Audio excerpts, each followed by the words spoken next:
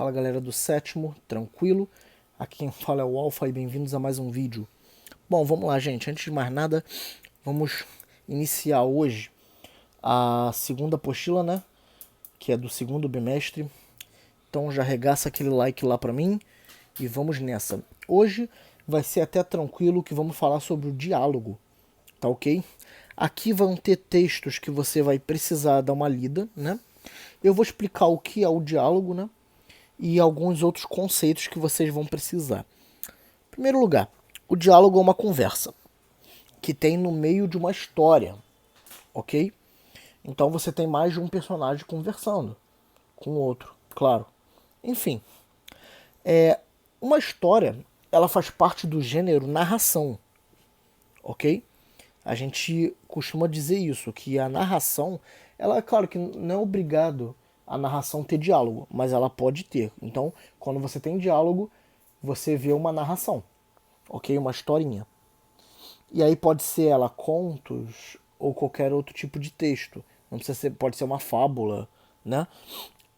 Da mesma forma que eu posso criar também narração sem diálogo. Enfim, quando você cria um diálogo, você tem essas coisas aqui, ó. Vamos lá. Você tem, muitas das vezes, três tipos de forma, de jeitos, para fazer o seu personagem falar, ok? A primeira maneira é dessa forma aqui. Aqui, ó. Tá ali, ó. Era uma vez uma agulha que disse a um novelo de linha. Então a agulha disse isso aqui, ó. Por que você está com esse ar, toda cheia de si, toda enrolada, para fingir que vale alguma coisa neste mundo? Olha só. Ele botou aqui, nesse texto aqui, né, de Machado de Assis, um apólogo, ele botou aqui o uso de travessão, né? Ele terminou aqui, ó, dois pontos, botou travessão e botou a fala da agulha. Ou seja, ele deu a oportunidade do personagem falar por meio desse travessão. Isso a gente chama de discurso direto. Ok? Direto. Sim, nós vamos falar hoje de discurso. Então, o discurso direto, ele vai ter o personagem, né? Ele vai ter a fala, assim, em forma de travessão. O discurso indireto já não vai ter.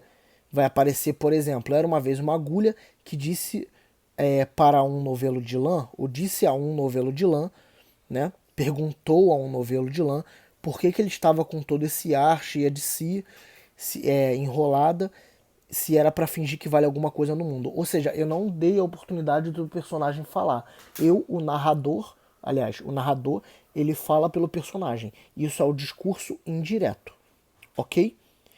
E o último, o discurso indireto livre, é quando você tem uma mistura de pensamentos e filosofias.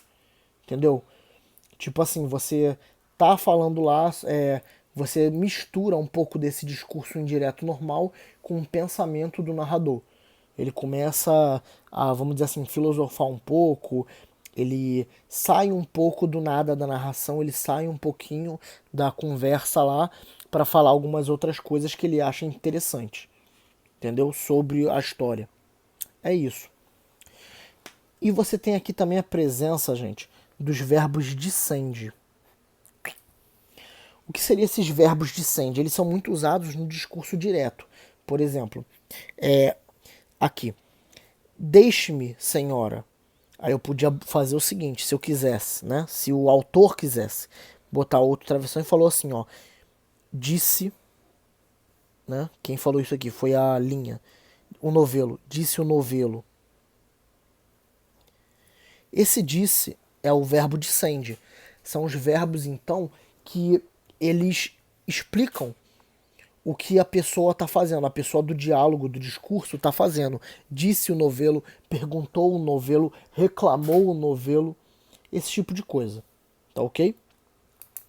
Então, nós chamamos esses personagens que conversam e que usam muitas vezes o verbo dissende, às vezes você tem que usar, né?